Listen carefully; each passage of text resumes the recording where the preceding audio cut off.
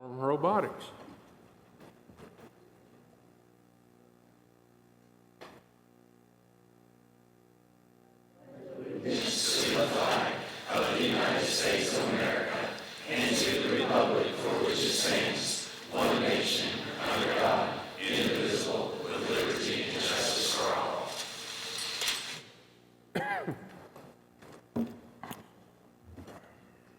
Thank y'all. Would you join us in a moment of silence?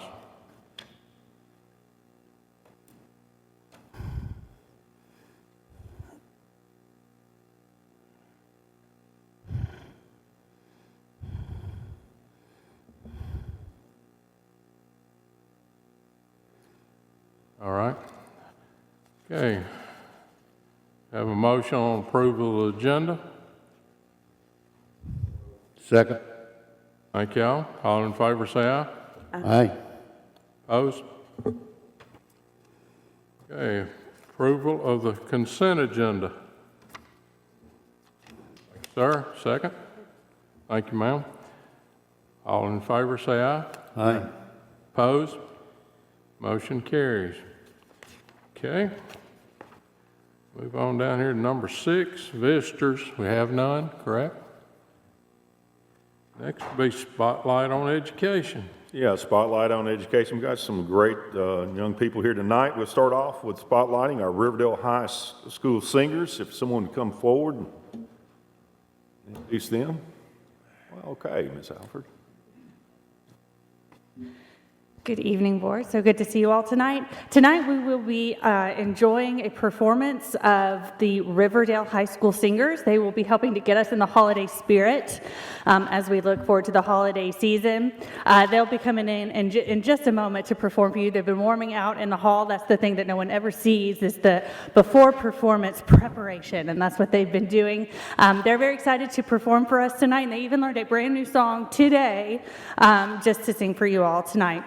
The Riverdale Singers are a select group of performers at Riverdale High School, and this particular group of students, we are very excited that next November, they will actually be traveling to Hawaii to represent Rutherford County Schools by performing in the 76th anniversary of the Pearl Harbor Remembrance. So we're very excited that they will be doing that. I'm a little jealous, might try to see if they need an extra chaperone. But let's enjoy tonight the performance by the Riverdale Singers under the direction of Miss Brenda Williams.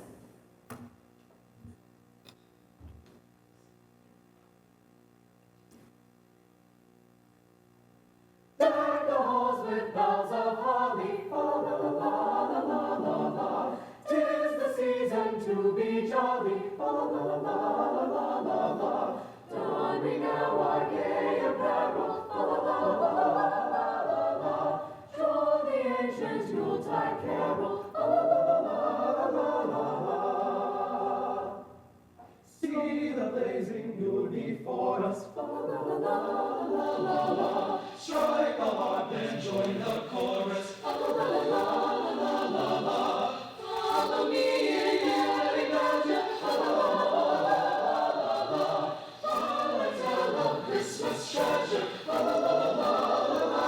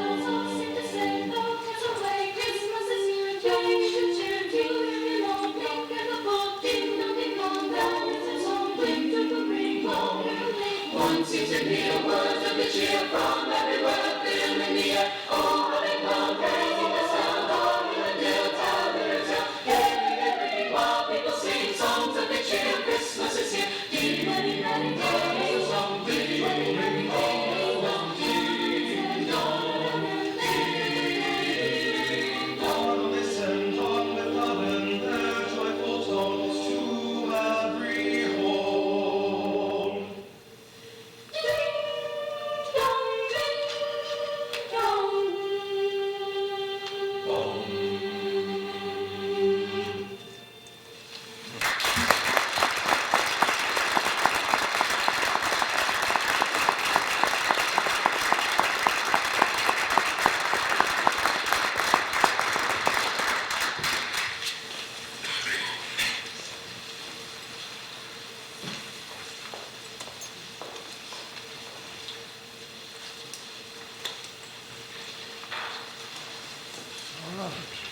Ready for the robotics? We are ready for robotics. I'm going to ask if our pre-K specialists and our STEM specialists would come forward. Ms. Finley. Good evening. Well, 4 years ago, I stood in this very spot before I had this job, and I was actually able to highlight the importance of STEM and STEM education for our district. And today we have several very successful STEM programs in every traditional middle school and Central Magnet. And just a side note, I just want to highlight Central Magnet for just a minute. They were just recently awarded STEM school designation through Advanced Ed. So Dr. Ash, what do I see here? Congratulations, give them a round of applause. It's a big one.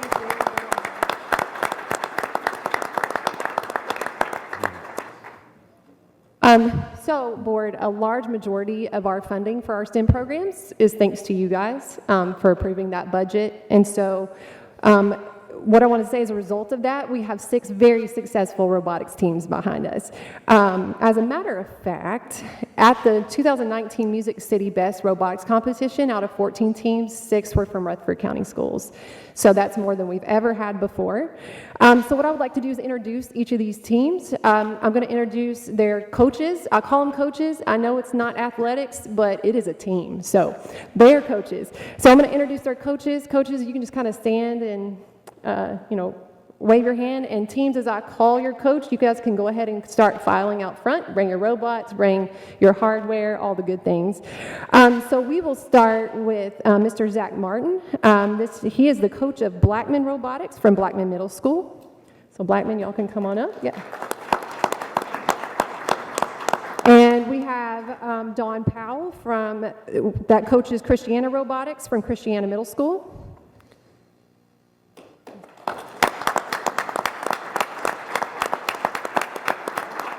We have Leanne Green and Perry Loudon that coach Rockvale Robotics from Rockvale Middle School. We have Bobby Joe Meredith that coaches Storm Robotics from Rocky Fork Middle School.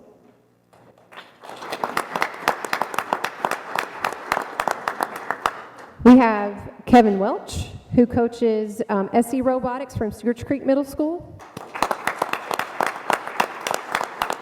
And side note real quick, Kevin actually won Teacher of the Year at South's Best this year.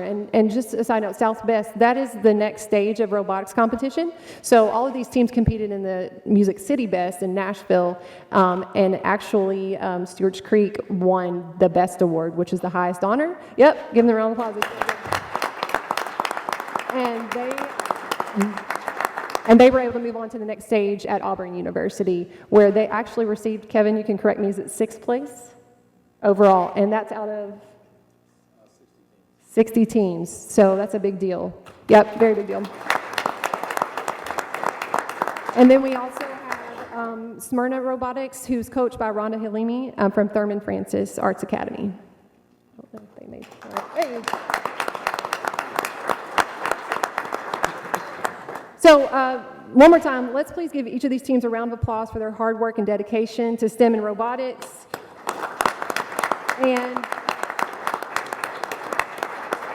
And at this time, I'm going to have one representative from each team just kind of talk about their journey to the Music City Best Robotics Competition. What does all of this mean to you? Like being on this robotics team, how is that important to you? And maybe also, how has this influenced any of your future plans? Okay, good luck, guys.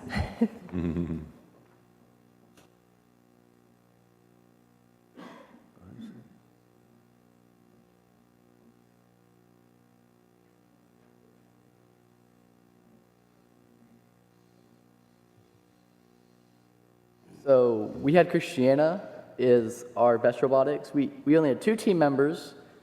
We worked on it for about 5 or 6 weeks, and we only had two team members. And after we worked on it, we actually didn't come in last, depicting from how our robot looks. And we scored like something of 26 points. And this is our first competition. And I also want to thank you all for all the funding y'all gave us, and it allowed us to do this. Thank you.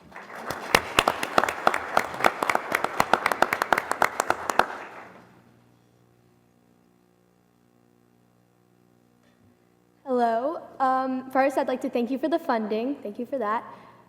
Last year, our robotics team had 11 members, and this year it's grown about 3 times in size with 35 members, I believe. We won 4 awards this year, which last year we got 11th or 12th place, and this year we got 4th place with our robot, so that's great. We won Most Photogenic Robot. There's our robot. We won the Best Booth Design, and we won Most Improved Team, which I would say we are very improved. And yeah, I mean, I think our team has come so far, and I'm proud of that.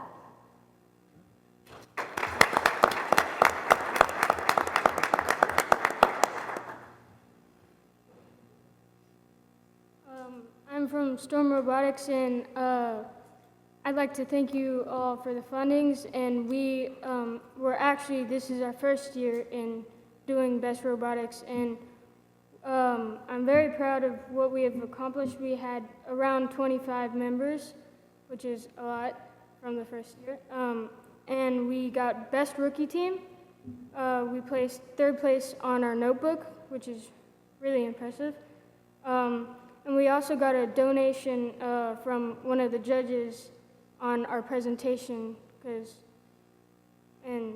we did well and we tried very hard, and I'm very glad that we tried so hard because it really paid off and really it taught us what we wanted to be for our future careers. It gave us opportunities that we wouldn't have gotten if we hadn't been in Best Robotics or participated in it. So thank you.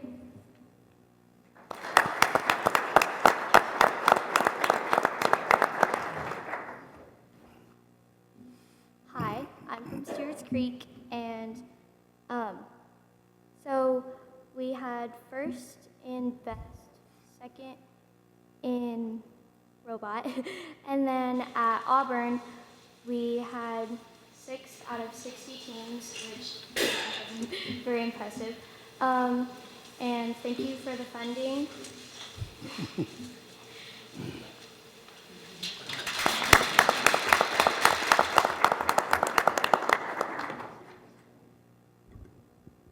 I am from Smyrna Robotics, which is a sort of combination of several different schools. We have Thurman Francis and students from Smyrna High School who come together. We've been in Best Robotics for 10 years, and I've been on the team for 4. I'm actually the president, and in the past we have advanced to South Best. Last year we had the 2nd place Best Award, and I think the program has helped a lot of students at our school figure out and what their future career they might look into. Me personally, I think I might pursue a career in marketing just because of the program and the experience that I've had with it.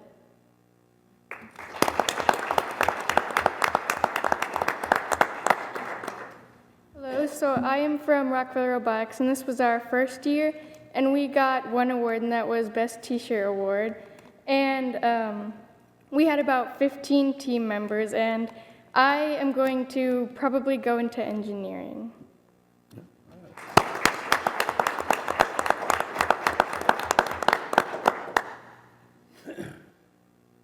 Okay, you want to snap a picture? I think we're going to snap a quick picture. So if you guys could all join, do you want the coaches as well? Coaches, let's go.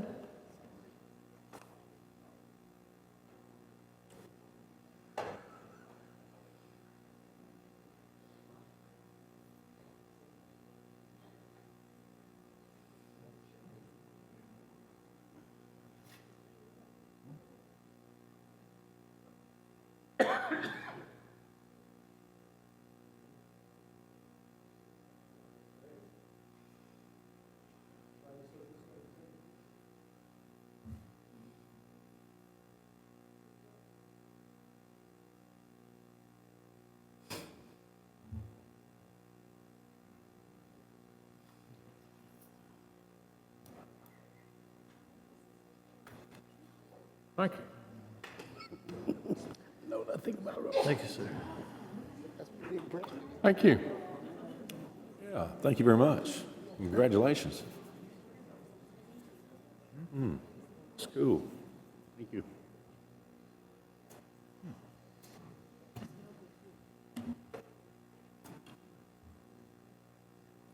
All right, let's see here. We're going to Siegel Cross Country. Yeah.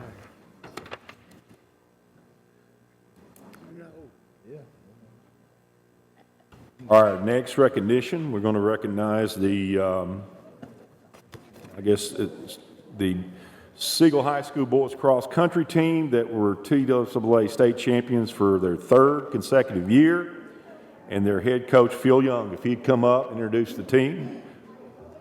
Now, I did say 3-time state champion consecutive, so that's pretty impressive. Let's give him a hand.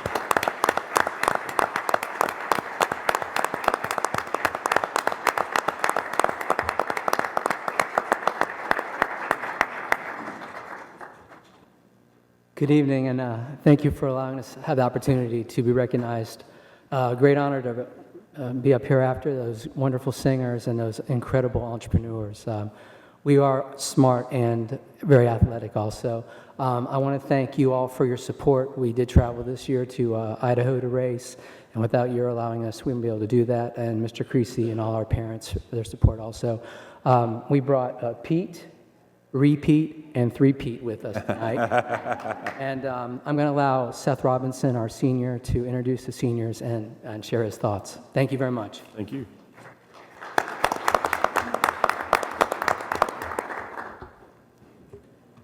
Good evening. Whoa, okay. I just want to introduce one of the seniors. Well, actually, we have 3. Jacob Boykin, Jack Baker, and Emilio Vernon. And I'd like to thank all of you here for having us here tonight. And I want to start off by saying that we would not have won 3 state championships if it was not for our coach, Phil Young. We trusted him in his training. We believed in ourselves and our team. We have done something big for this sport. Cross country is a real sport, and we are now relevant. We are not a sport that has half times or we sit on a bench when we need a break.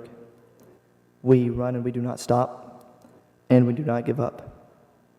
We are not just a team, we are a family that has won 3 state championships. It was an honor to represent Siegel High School in Rutherford County. Thank you. If I may, one of our seniors, well, let me add that Seth will be running for the University of Tennessee Chattanooga next year. Jacob will be running for the University of Tennessee Chattanooga next year. Jack will be going to Mississippi State, and Emilio will be attending University of Tennessee, Texas, Austin. And our 5th senior is Kanan Anderson, and he's in San Diego right now, getting ready to run on Saturday morning in the Foot Locker, which is the 40 best athletes in the United States and representing the South. So we wish him the best, and he'll be running for the University of Tennessee, Knoxville. Thank you very much. We appreciate it so much.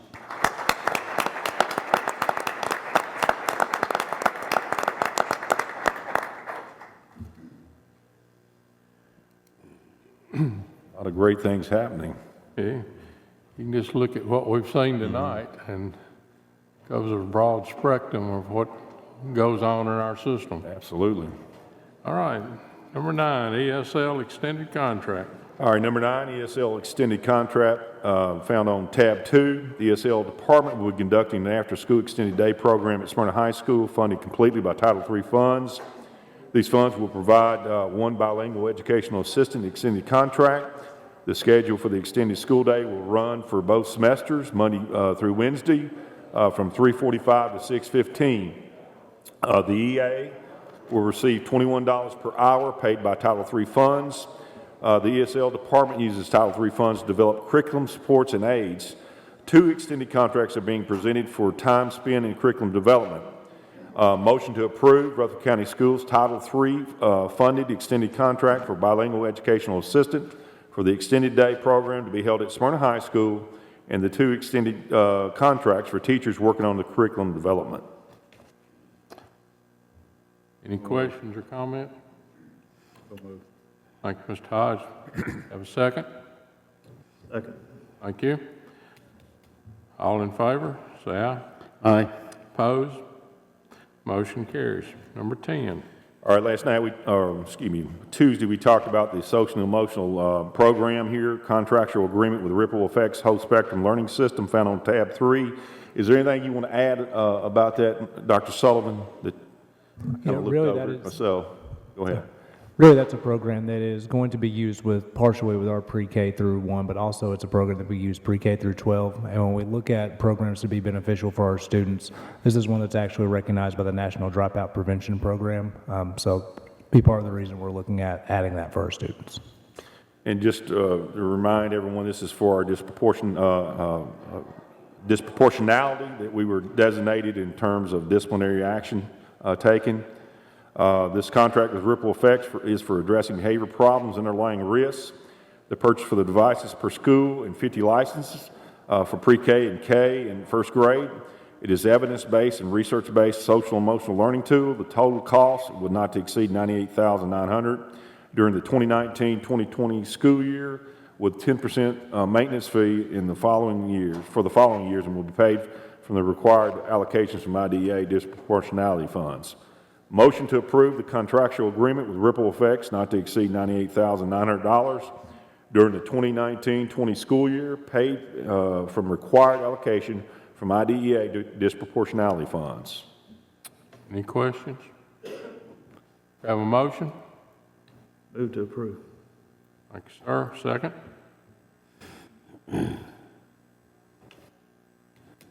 Second. Thank you. All in favor, say aye. Aye. Opposed? Motion carries. Okay. Redstone Federal Credit Union.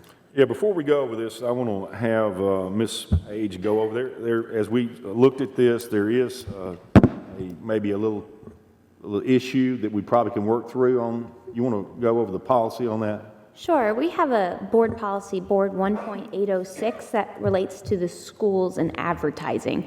Generally, it poses a prohibition on schools utilizing any sort of commercial advertising on the school property. One of the things that you all might be familiar with are past requests to advertise on buses, for example. That's the reason that policy exists, is we as a district had decided we didn't want to do those kinds of things. That policy for this specific example might be prohibitive to this sort of program, but there are some solutions that we could consider as a board. One is Section 9 of that policy allows us to utilize some of these fundraising techniques with private industry if it's associated with a particular program or an athletic team. So if Redstone wanted to partner with a particular school and then that school had a particular program or athletic team that would benefit from that partnership, we could look at that.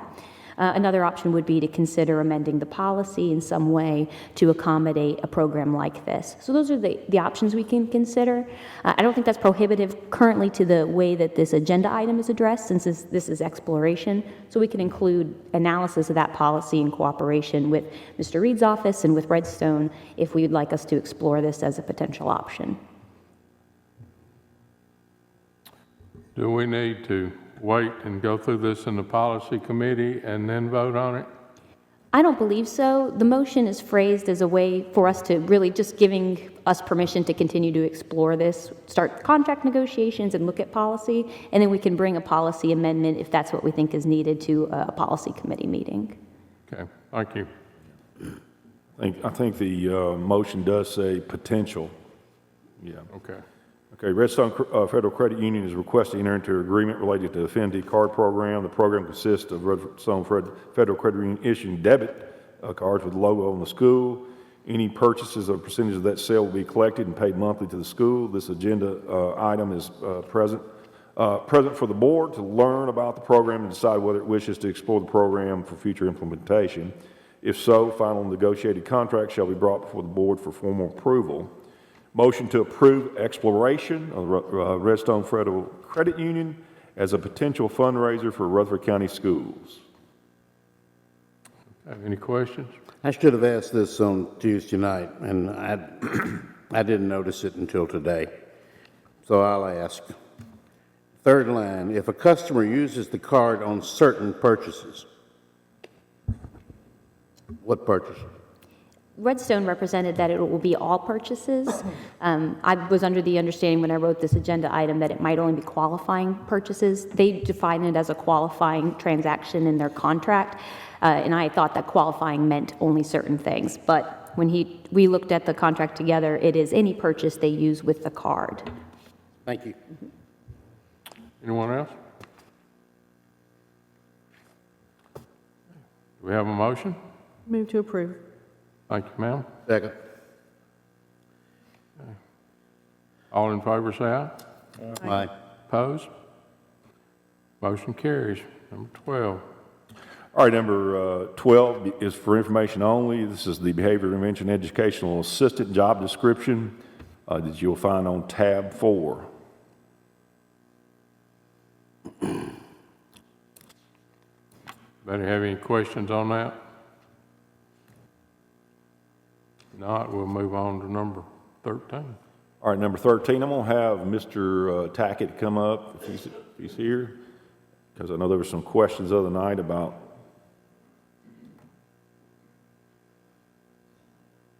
Welcome, Mr. Tackett.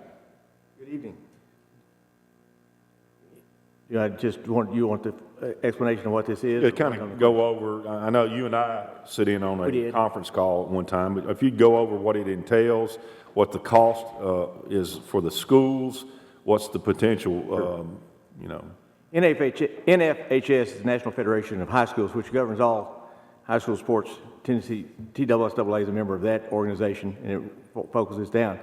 This is an opportunity for schools to have a Pixelot camera system. The people that are here before could probably explain better how it works, but it would be placed 2 of these in each school. The cost generally is $5,000 per camera. They're being done at no cost to these schools. They've chosen to go down this path. One would be typically in the gymnasium, one on the football field or soccer field and whatever. And all our schools, as I understand it, would need to do is just send a schedule to them as to when they want to turn it on. And for some amazing reason, the camera is able to follow the action from one side to the other. And it is produced, it's a subscription service. So for those that would like to subscribe and a grandparent in Idaho that wants to see their child play soccer could certainly do so at that. It can be used for sports, but it certainly can be used for other activities. If you'd like to have a beta club program in the gymnasium or on the football field, it could be done. There's lots of potential that's there. Siegel High School currently has the system. They have shared with us that it's been a good thing for them. They've found no issues with it. Mr. Spurlock did sit in on a conference call at the beginning, and I know Ms. Page has looked at our agreement to see that it meets all the specs it needs to do. So we think it's a win for our schools. We did make it available to all the high schools. 6 of the high schools chose to delve into this. And as I said, it will be 2 cameras at a cost of no cost to them, and those cameras typically would cost $5,000. Plus, they do provide all the maintenance and technical support that's needed for that to happen. Is there any, exclusivity clause in there where they stream it and no one else can stream that ball game or performance or anything? As I understand it, it is a subscription service. So for those, it is streamed for those that would be able to pay that service fee. It does also leave flexibility for the schools to continue to use the footage, and there's some flexibility in the language. It's not a pure exclusivity clause, there's some flexibility to work with them, but for streaming purposes, it is exclusive. Well, because we do have outside entities that we don't charge them. They do it for, and they don't make any money off of us, but they do it for, like, you know, for people who can't get to the game and things of that nature. Would that preclude them from doing this? If they were to stream it online, that would be expressly online, prohibited. It could potentially interfere with some of those negotiations that schools may have. Well, it just so happens the schools that I'm talking about are not on this form here, though. Oh, okay, perfect. And so so I know sometimes ESPN might pick up a game. That might be something we'll have to work with the NHFC to see if they would be, or NHFS to make sure that they were comfortable with that. After the 5 years, do they get to keep the equipment or? Yes. And what if, after 5 years, do they make 10% a year from then on? From the subscriptions that go, in the first year, if they choose to sell some type of advertisement or solicit donations from folks, that's their funding. All they're paying for, right now, NFHS is getting the subscription fees, which the school would begin to collect at year 5. I'm talking about if you start year 6, do they have to wait 4 years before they get any money? Ms. Page, I again? don't know, is that addressed? I don't think so. I think it begins at that point in time and moves on forward. After the 4th year is when the 10% kicks in, unless you pay $1,000 as an initial fee, then you can start collecting year 1. But the 6th year, you would get to 10%, the 7th, 8th? Yes, if it would be perpetual after that, so long as we renew. The contract automatically renews so long as we don't stop it. You know, when we set in on them, I do remember them saying that their advertisement would be major, not local. And they would allow us to do banners. Correct. Okay, and we could use that to sell ads primarily, and probably make a lot larger amount of money because of the analytics of who's looking at the ads. I think that from my standpoint, if I were in a position if my school would want to do this, I just see the huge advantage to being able to have so many things that are shown for parents that can't attend. I know my father right now is not in a position he could ever get out and do anything, but he would sure love to see my granddaughter swim. So he'd have that opportunity to do so. Mr. Spurlock, if I may, are there any HIPAA violations involved in this? No, I mean, we, as far as athletics and things of that nature, none whatsoever. I mean, just athletic competition. We have people that stream our sports now. No, none at all. And that's something we could even create a consent form. We have a good news consent form that all parents sign at the beginning of the year, consenting to be on positive media through their sports activities. We very rarely have parents who say no. If they did, we could work with that parent and figure out what we need to do. But And we have local television stations that actually, you know, they don't stay there the whole time, but they do. I mean, I'm sure there's something in a clause somewhere. It's also a sporting event that's open to the public, so that also circumvents that as well. Mr. Tackett, did you say that the Siegel High School was already doing this? That's correct. Well, the Siegel principal is here. Did you make any money?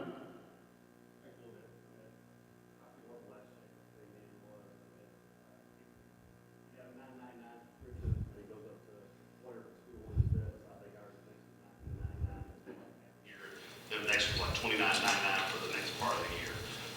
The biggest area we've used is we've been streaming our graduation through this. We just take our cameras and laptop and send it. And I forgot how many Coach White told me we had streaming last year for graduation, but there's quite a few. We sent out the information for that. It's a good system. You have to work with them to get the technology right because the scoreboards, if all the scoreboards not up to date, there could be some glitches there, but we had to work through that. But it's been good for people that can't come to the games to be able to watch volleyball games from the gym. So we've got one in the gym, already one on the football field. There's 5 cameras, and it just follows it like there's a guy out there moving the camera back and forth. And then we're gonna put these 2, if it passes, on the softball and baseball field. Central, I guess, would put one on soccer and one in the gym. You think that probably was what would happen? It's at the pleasure of the school. Okay.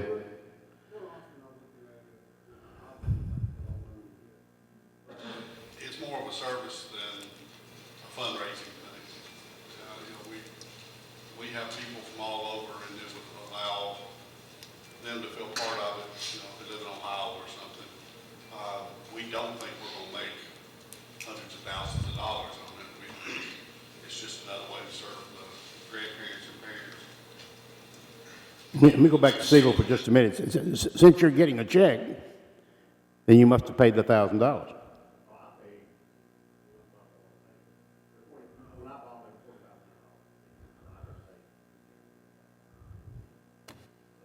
Ooh. Once again, like Dr. Ash said, it's for the families that are away from school, grandparents that can't make it, for them to be able to watch the grandchild, whomever. Mr. Tackett, I am curious, and we did talk about this Tuesday night at length, and I'm afraid I may have talked too much, but I was curious as to why, say, Oakland did not do it, but it'd be unfair to ask you. I guess that was their choice, wasn't it? I can't answer the question. We made it available, and like I say, 6 schools came back with a positive. That's what they wanted to do. I think there is some concern that because it could be streamed that way, that it could affect the home gate. I think that's a concern that some schools had indicated to me. I don't know how much that may or may not do. Does one outweigh the other? But it's like a lot of things. We've got 10 schools, and 6 chose one way and 4 chose the other, and I'm not sure that anybody can say who's right and who's wrong on this thing. Are we in a hurry on this, particularly? Well, I don't know that we're in a hurry. I'm sure everybody would like to get this thing rolling as quick as we can, but there's nothing to suggest that we can't hold it off another day or 2. Well, I mean, if we voted on this tonight and it passed, and we could start this in January. Is that correct? That these as soon as my understanding is that they're ready to make installation as quickly as possible. So I would suspect that we'll get installation done in the next 30 to 60 days.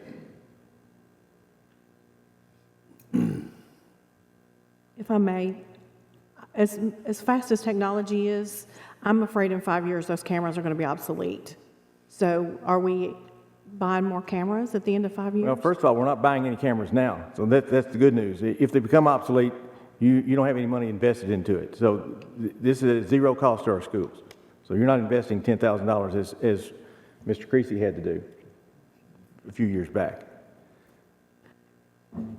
I said this Tuesday night, I think 5 years is too long, and I think there's going to be some unintended consequences with this, but, the board may feel differently. Well, I kind of agree with you on Tuesday night, and the unintended consequences, I was concerned about that as well. This just seemed awfully complicated to me. Maybe I'm not very bright, and you know me very well, so you probably would agree with that. But I mean, it just looks like to me this thing has got some. Well, it made me nervous. Let's put it that way. I don't think I'm going to vote for that right now, but I will make a motion. I'd like to table this until January. That's my motion. Second. Okay. Motion been made to table to January and have a second. May I ask a question, Mr. Chairman?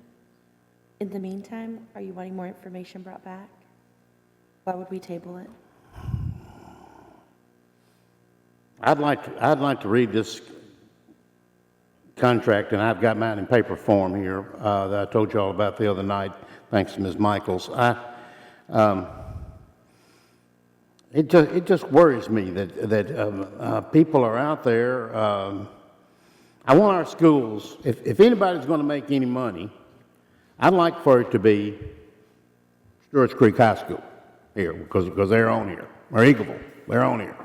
And it bothers me. I know that this is a business, and it bothers me that they're selling maybe I'm not making any sense. I think it was was it $11.99? Was that what it was a month? I don't know. What is it, Mr.? $9.99 is first level? And you got a break if you went the whole year. I'm gonna take a wild guess at this. They're not making a whole lot of money on your graduation, are they? So why are they still invest this way? You see what I'm saying? I don't see where they can sell a lot of ads at a Siegel High School graduation. And that may be, why some of these schools are not doing it. I mean, I don't know. It could be.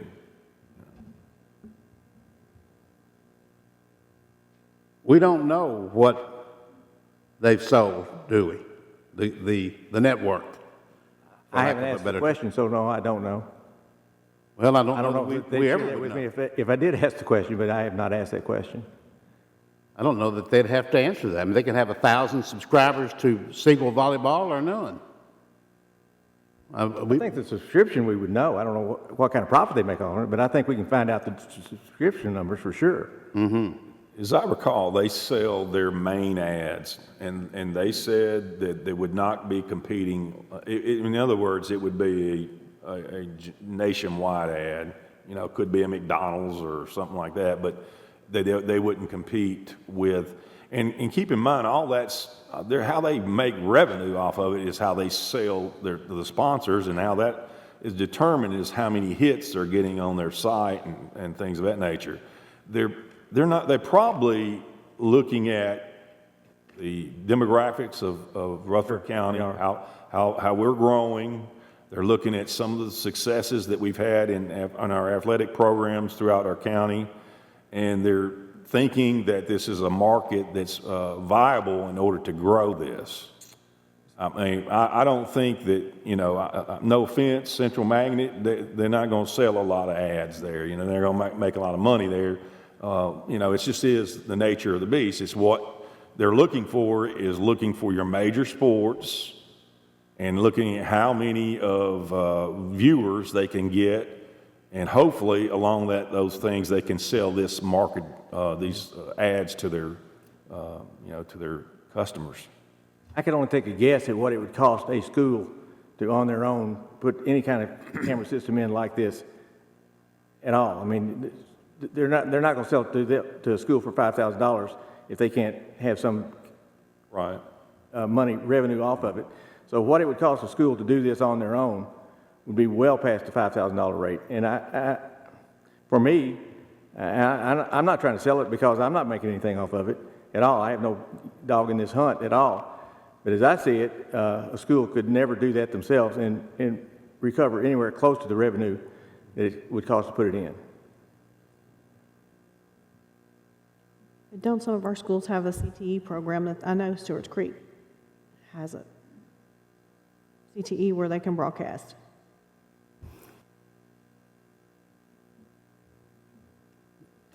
Mr. Tackett, let me ask you,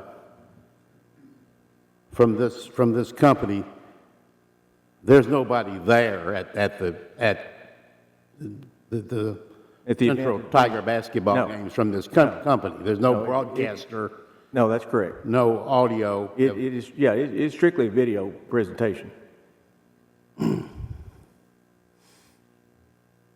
As I understand it, and again, I'd have to ask specifically, if I chose to do that as a school and wanted to pipe in a student to broadcast the game, or Bill Spurlock to broadcast the game, that's possible to do, but generally speaking, all they're giving you is a video feed.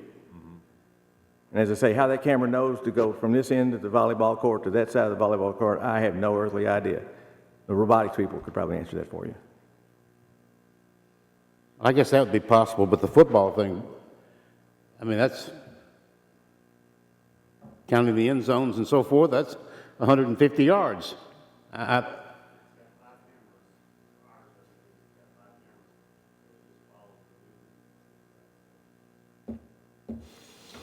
you can plug into it if you want to do audio.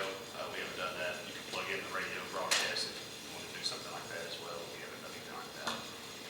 I'm going to leave my motion in place. If y'all want to vote it down, Okay, I taught school for 31 years. You can't hurt my feelings. I've been talked to by the best. Hey, we got a motion and a second to table. Ms. Michaels, will you call the roll?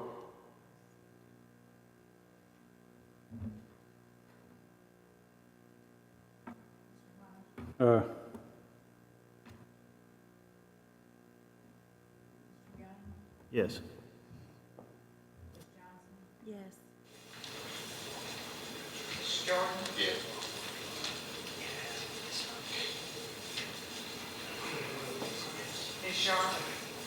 We're voting to table, right? Yes. Yes.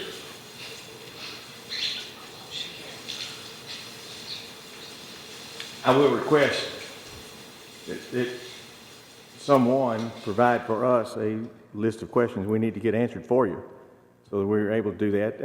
I certainly can check with them and see if they can send a representative up here to work with that direction. But at the very least, we're going to need some questions so that you get your questions answered. If you're not happy with them, of course, you vote it down. If you can find yourself satisfied with those answers, we'll be glad to work that direction. Thank you, Mr. Tackett. Sure.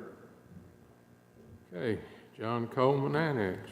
All right, John Coleman Annex Head Start. Currently, Rutherford County Schools house Head Start program in around half of the John Coleman Elementary Annex building under the lease agreement held by Mid-Cumberland Head Start. On October 31st, 2019, Mid-Cumberland Head Start passed operation responsibilities to a new interim management group, CDI. CDI has requested that RCS enter into a lease with CDI containing the same or similar terms as that were in place with Mid-Cumberland Head Start. It's within the board's discretion to start the process of terminating the lease within a 90-day notice, ending in or at the end of the current school year, or extending a new lease. Motion to terminate the lease with the Head Start program at John Coleman Annex.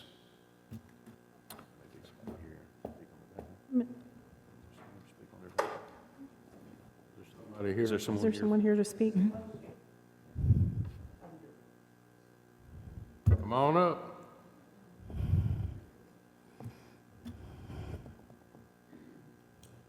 Good afternoon. My name is Jerome Lee. I'm one of 4 lead site managers for Community Development Institute out of Denver, Colorado. Let me correct a couple of statements that are there in that Mid-Cumberland Community Action did not pass the grant on to CDI. Mid-Cumberland relinquished the grant. In relinquishing the grant, CDI is a national interim contractor for the Office of Head Start.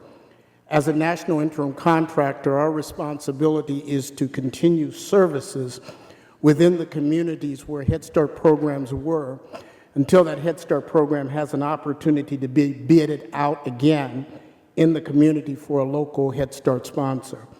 So in that, we are continuing the services of the children and families that were in that community. So when we ask to continue the agreement that we currently have, it's because, number one, we have children within that area who need to be serviced. Currently, that location is one of our locations that's full. We have 117 children there. And if you know about Head Start serves the needy of the neediest children. It was in, not giving a lecture, it's one of 2 of the War on Poverty programs that are still surviving today. In that, we have there, most of the children there are within the community, and the majority of them walk to the location itself. So when we ask that you continue this contract that we have, it's because that center is extremely convenient for those children who are there. Now, absent that contract, what would happen? Number one, if the contract was discontinued within 90 days, I would dare say that we wouldn't be able to serve those children at all. It would take longer than 90 days to get a location license, let alone us find a location within 90 days which could house 117 children. So therein is where we stand with this. We are asking to continue the services for those children and families. And this program, as a program, has an excellent reputation for providing services and getting children ready to learn when they enter kindergarten. The other thing that I like to say about Head Start is that we are one of the few programs that not only get children ready to learn when they enter kindergarten, but we get parents ready to follow their children. The success of children is often bared by the parents who spend time following their children. So a portion of our dollars is given to help us to get those parents ready to follow. So I would hate to see us conclude this contract and then those children, within those 90 days, miss at least 4 or 5 months of services and not be ready to move on to kindergarten, let alone the effect that it would have on the parents in the community. I'll be glad to answer any questions that you have in regards to us.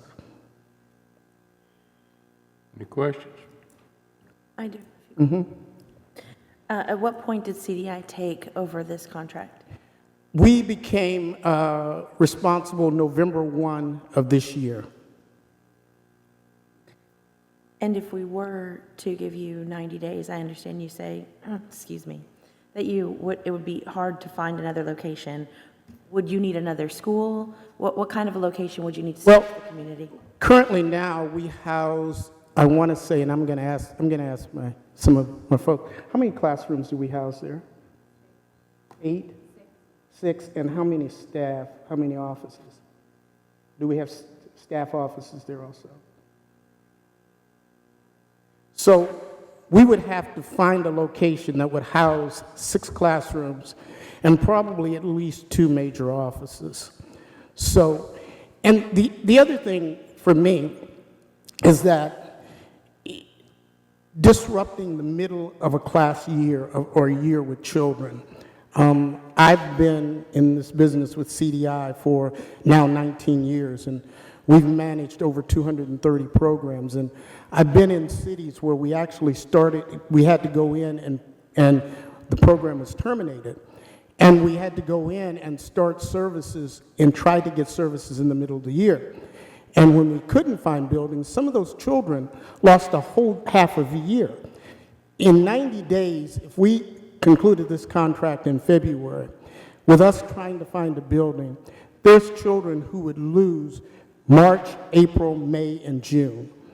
And the impact on that is truly the impact on the community itself. And I can't explain how devastating that is to some communities we visited.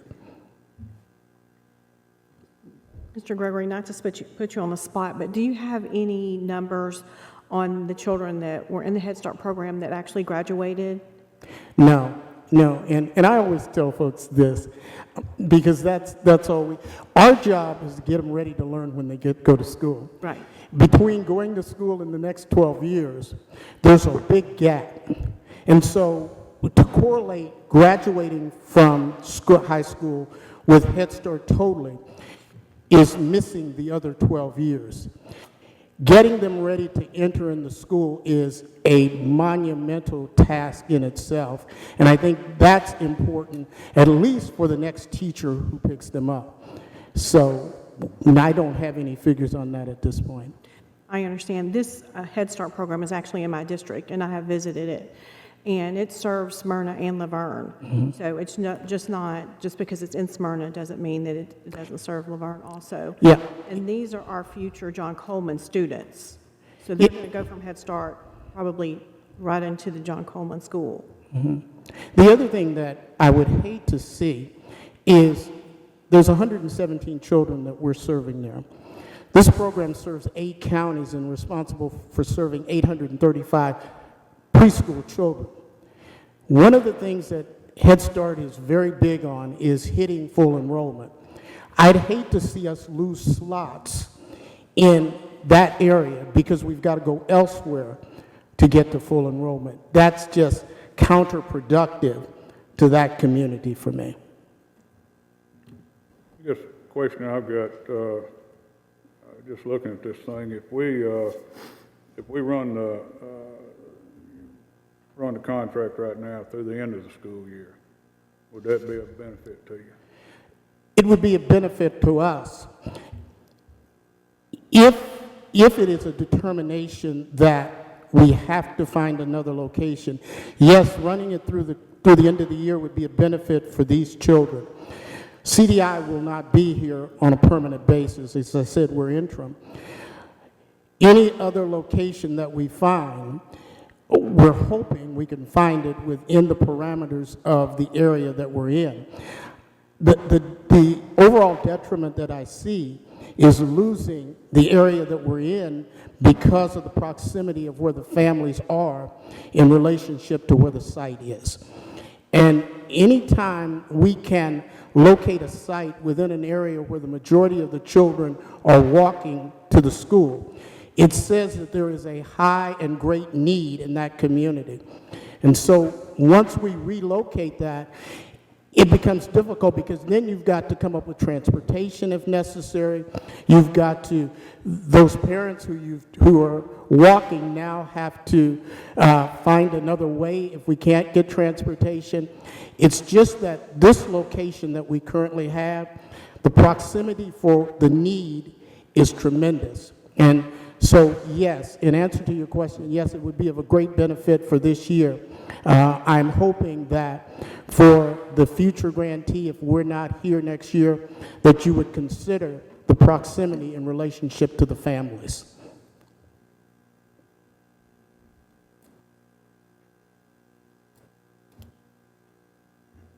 Any other questions?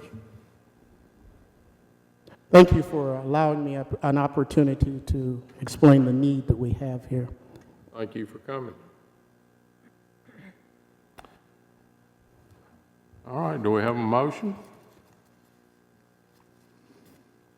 Well, first of all, let me ask the director a question or two, which I've thought with this in my mind different ways. I know the last experience we had, or the current experience we had, not being paid rent for whatever it is, 2 years, $90,000 or whatever.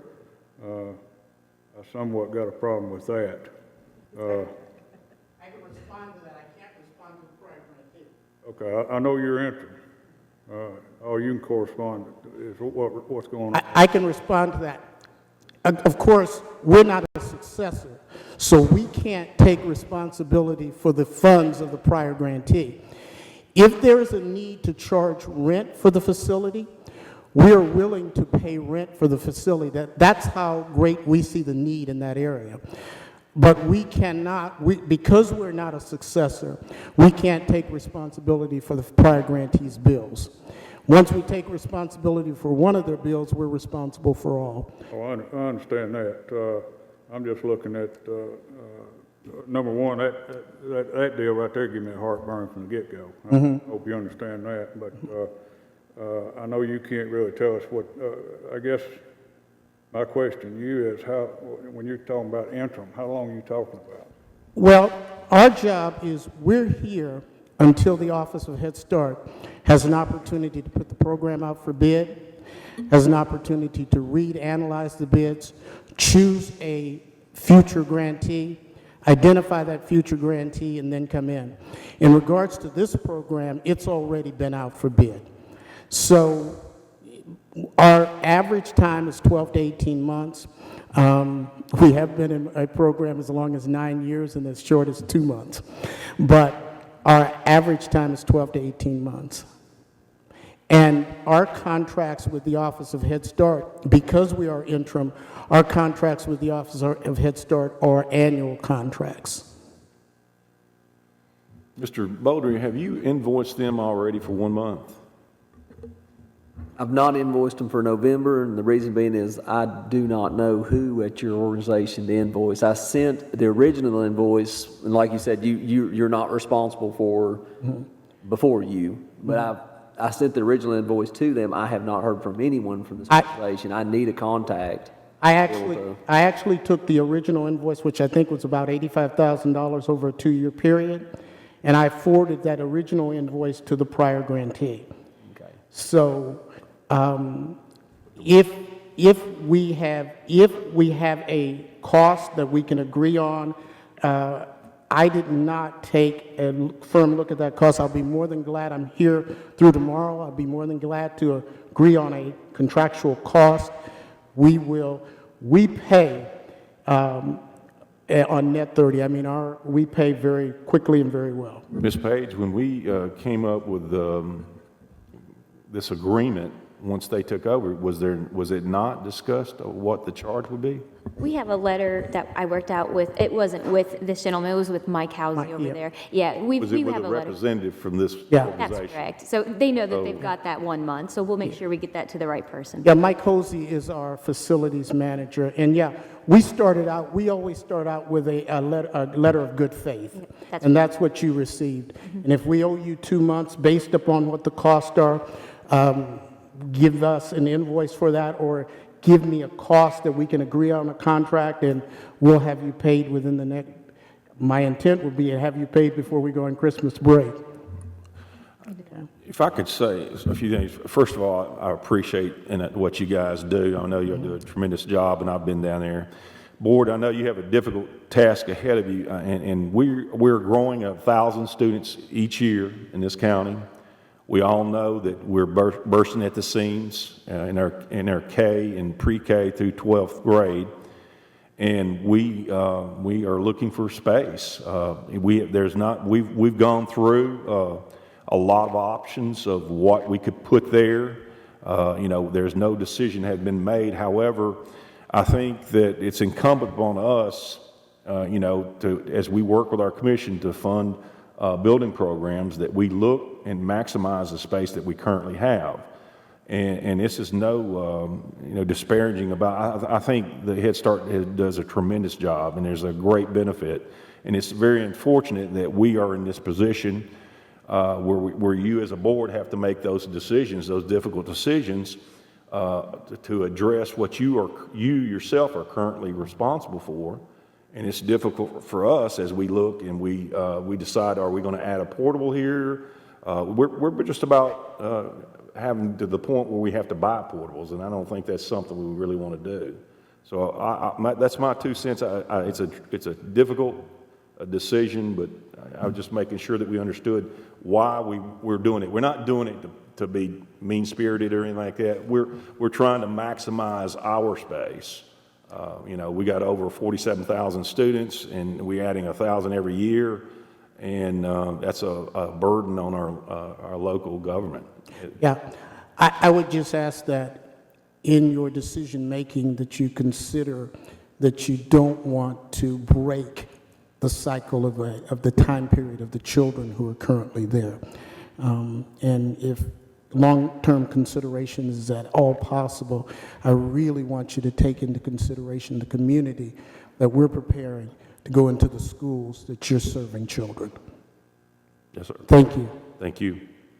If I recall, back before we built the new building in John Coleman, we had portables there, and this program was housed in those portables. Do we still have portables at that site? We do not, that I know of. Okay, so I just wonder if that was an option. I mean, just like Mr. Spurlock said, I know we're under the gun here to utilize our facilities to the fullest. Can I speak on that? Okay. If it's an option, it's not, at least for right now, because the site is licensed currently. And to get the site licensed and ready to go would again take a considerable amount of time. So again, if the portables are a consideration, I would ask that you look at them as a consideration to give the children this year the opportunity to finish. Now be quiet. I really don't know what occurred with the portals, to be honest. I can find out. I know they were in bad shape, and I'm sure they probably had to get rid of some of them, if not all of them. We can find out. One of them fell apart going down the interstate, didn't it? Mr. Spurlock, if I might, I know Trey Lee had talked to me about that part of it through the contract, and part of the reason that we did grant this lease was the ability to remove those portables in order to expand, I think, the playground at John Coleman. So they have been taken apart and removed from property. Do we still have them? I'm not sure how many were salvaged. I think Trey Lee did indicate a few were, but not all. Gotcha. Those may have ended up at Laverne Middle because they've got 3 this year. I think those were from Riverdale and Oakland, moved around. Just another question I got, Mr. Spurlock. You talking about the options and all that. I guess looking down the road here, what would you envision this being used for, or how soon do you need something, or? You know, we've gone through and we've created, we've created a lot of different, one of the things that we would do, whether or not Head Start stays there or leaves, is moving our adult school down there, night school down there. We need, this is the thing, not only we need space for our students and our teachers and administrators, we need space here at the central office.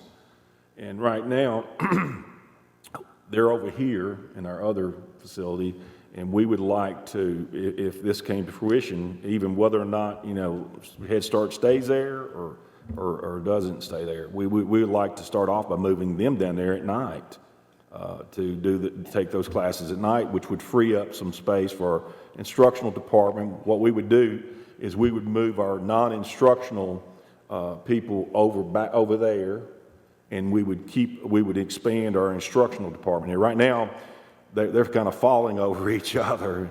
And I know Mr. Beaudry, he's got more little carols in there than we do in some of our schools.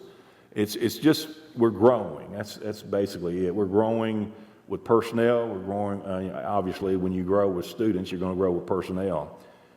We've talked about, I know this has been a point of contention, but we've talked about using it. We're maxed out. We're currently at the same capacity as for our alternative schools than we were back in 2000 and 1990s.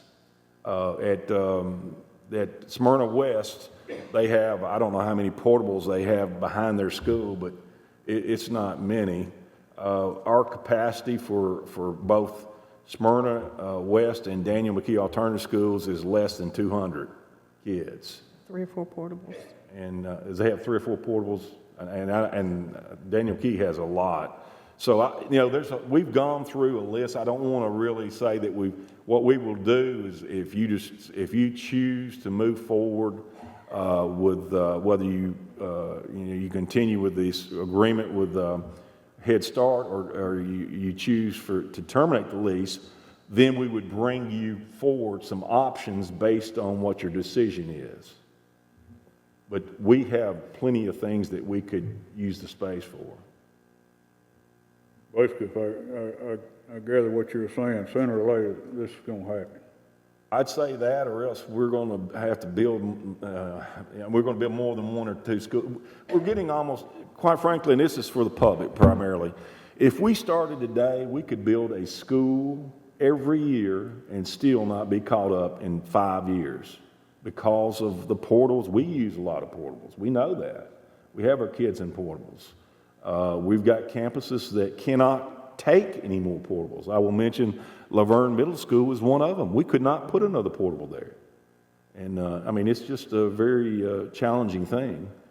And that's, like I said, that's the reason why we're here, to address the overcrowdedness. And quite frankly, as we go to our funding body, the first thing they're going to add, what space do you have available that you can, you can offset building a school or building an addition or something. As far as the improvements go, if you put something in there next school year, I'll just be straightforward. If I vote to do anything, I'm going to vote to at least let them stay till the end of the school year. Last thing I want to do is interrupt anything and replace the kids. I don't know if that will work with them as far as being able to find a place, but that would give a few extra months anyhow. But back to the construction part of it, if you waited till the end of the school year, would that give Mr. Lee time to get something done by next fall? I know he already had it built into those capital projects to do some upgrades in terms of the, some plumbing, I think the thing was. I'd have to ask him to say that, you know, to say that he'd have the time. I mean, that's something I would have to ask him. We haven't had that conversation, quite frankly. Okay. But I think that's something, I think if I can recall, that's something that was talked about prior to this point. And he said, I'm going to say July, if he got in July. I know when we last had a discussion on it, he was looking at doing something within 90 days. But, you know, like I said, I'll go back and say I don't want to do anything until the end of the school year. And I think that would, you know, if that's what the board chose to do, I don't think that would, even if we could not get into the facility at the very beginning of the school year, there's nothing that says we can't transition at a break, after a fall break, or whatever the case may be. If that was what you were looking at. I guess the last question I've got, can I ask or not, are you aware of any other areas that would possibly be available? The only facility that we would have, you know, which would probably, I mean, I don't know what the capacity of Smyrna West is, you know, but of course that would be like, you know, we would be moving over to a larger facility. Smyrna West does not have the same capacity of the entire annex at John Coleman. I think the entire annex at John Coleman, potentially somewhere between 350 students. So we would move youth science and the STEM department out of there, We'd have to relocate them. and nutrition? Nutrition would come up here. Cross over and we would do our adult school at nighttime. There's a lot of space over there, but it's claimed by different little entities. And they do a great job over there, but we're trying to work through where we're maximizing our space and it's being efficient at what we're doing.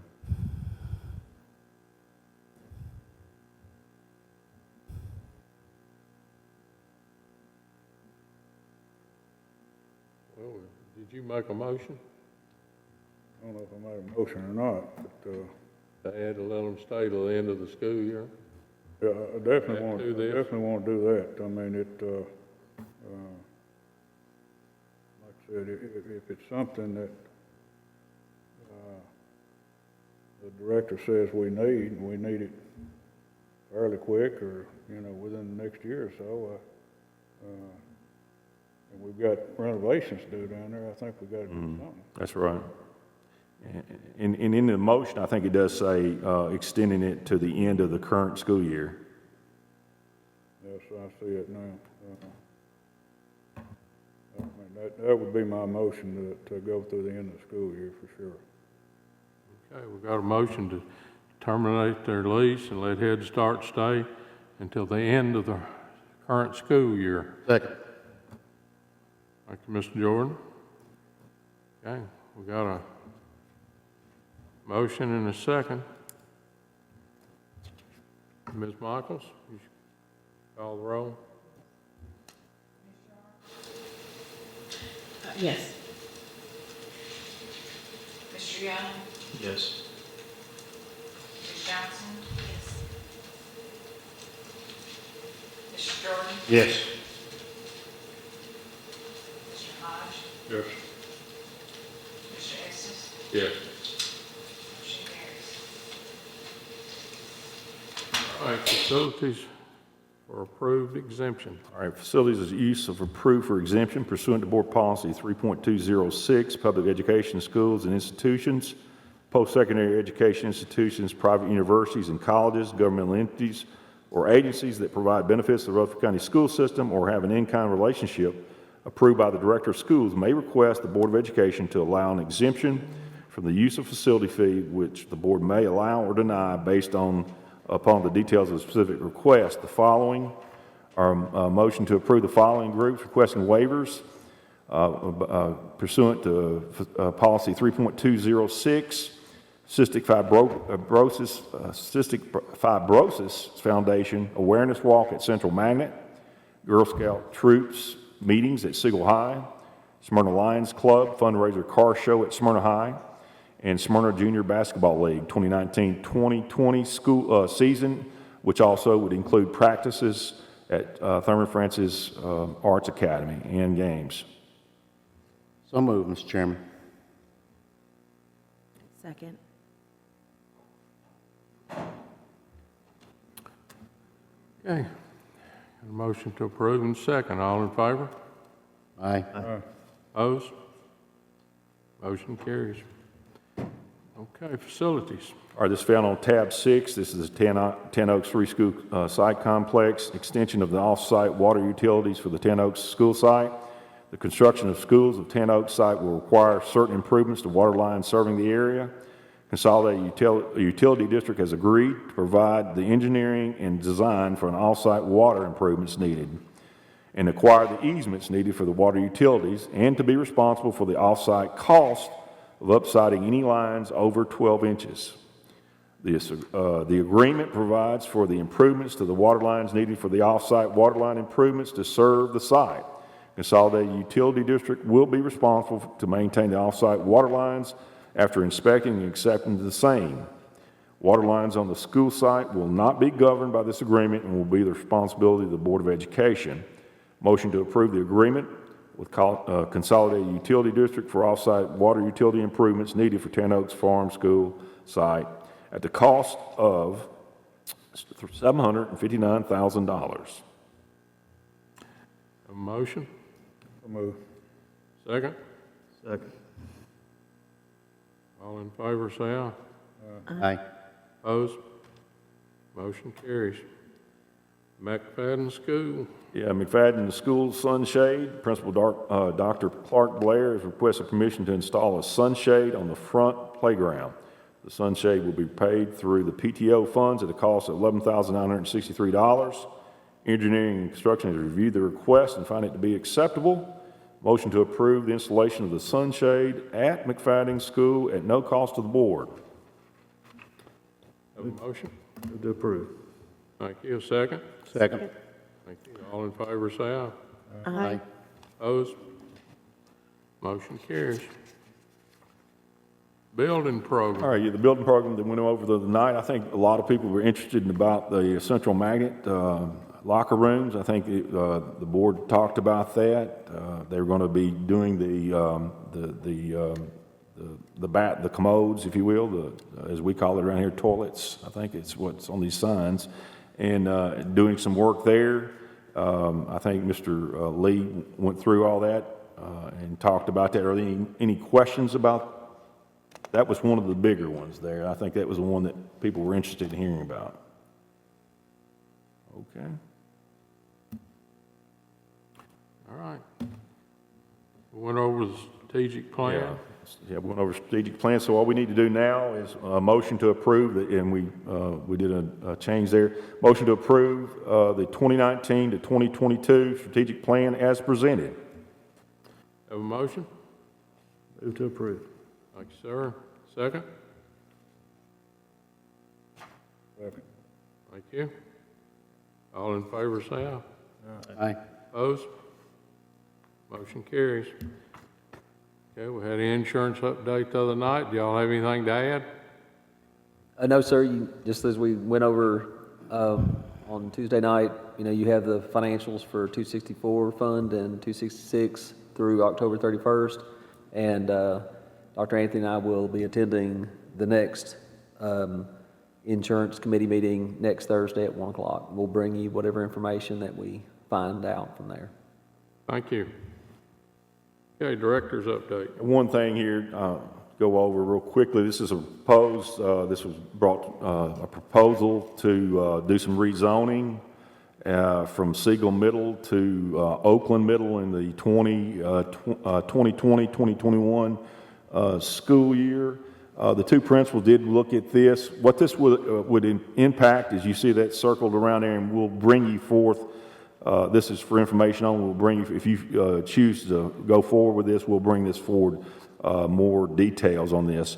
But what it would primarily exist of, since the Murfreesboro City School System is a K through 6, what we would do in that, in the perimeter of that circle you see there, we would move approximately 10 rising 7th graders out of the Rutherford County School System, which would be Siegel Middle, and 30 that would be coming out of a K-6 Murfreesboro City School System, which would approximately 40 kids in the first year, with an estimated over 3 years, bringing down the numbers of Siegel Middle. That's where we're really currently are well overcrowded. I don't know how many portables they have, but it's too many to count, I think. And this would bring it down and also leave Oakland Middle School with a little room to grow there. Once again, this goes back to looking at ways in which we can maximize the space. We opened up Oakland Middle School Annex last fall, and it's built for a capacity of about 1,600, kind of like Blackman Middle. Blackman Middle currently is right at or close to 1,600, so it doesn't take long to fill these places back up again. May I ask for clarification? Rising 7th graders, so we'll Right. move 6th graders out? No, these are current 6th graders. Okay. They would be rising 7th graders, but there's 10 of them are actually already at Siegel Middle. Okay. And then the other 30 are in a K-6 school in Murfreesboro City. So we would have 10 students. 10 students that actually would move from a school that they're currently at now. I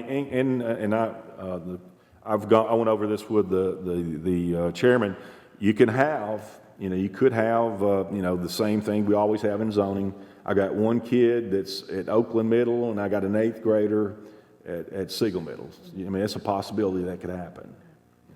And of course, you could take it within your purview if you wanted to, and eliminate that and just keep the 30 coming from the rural cities, because those are the kind of things, once we know what direction you want to go in, we could make those decisions. Thank you. You mentioned earlier, Mr. Director, about for the public and to know about the rezoning, and you made some comments there, very, very appropriate. And so this is for the public. All we're doing here is trying to find some empty seats and take advantage of everything we've got, because we're growing so fast everywhere. And I'll give you a perfect example of this. This is how we get in trouble, and it's everywhere.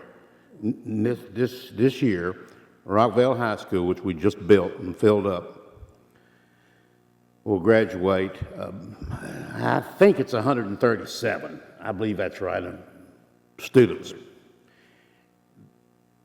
The following August, 500 freshmen will enroll, at least 500. So 137 will go out the door, and 500 will come in the door. And he already knows that. The principal does. So that's just one extreme example, Mr. Director, of what and you're looking at 8 people up here that hate rezoning worse than anything. Absolutely. But it just has to be done. And I appreciate the time, Mr. Chairman. Thank you. One of the things they say at the Rutherford County Chamber, that 23 people each day relocate to Rutherford County. And you can just do the math. That's unreal. I always say the great thing about living in Rutherford County is everyone wants to move here. And then the worst thing about Rutherford County is that everyone wants to move here. I'm curious if that includes bleedovers from Davidson County. I'm sure we get quite a few. Yeah. Tell them about the audit. Yeah, last thing I'd like to mention is this is for our audit, for our school funds. We had a 0 audit finding for the last fiscal year. That speaks volumes to the principals, the bookkeepers at the school, our budget and finance people here in the central office. We appreciate all that hard work. It's testimony of their work ethic and staying on top of things. Those extra bookkeepers must have paid off. Must have. All right, Ms. Johnson, TLN. Nothing this evening. Thank you. Mr. Hodge? I'm out, Mr. Sharp. And nothing this afternoon. Well, thank you. General discussion.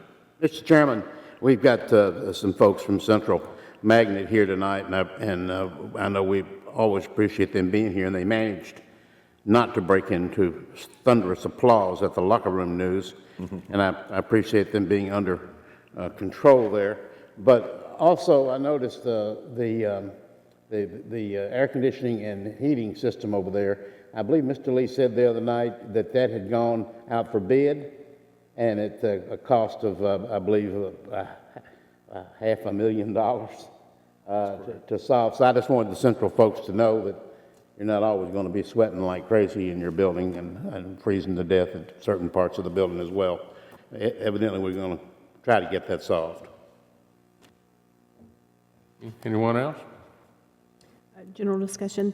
Mr. Spurlock, I would just like to say thank you for the consideration at the annex. I know we should be good stewards of our property and everything. The north end of the county is, the demographics are very difficult, and we need to give them all the help that we can. And that being said, I would like to have a lot more discussion as to what is going to go into that building, because it is a very nice building. It is.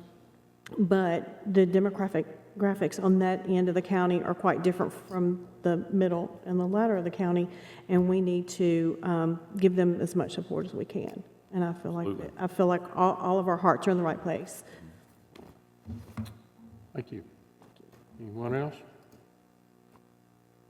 Oh, nothing else. We're adjourned.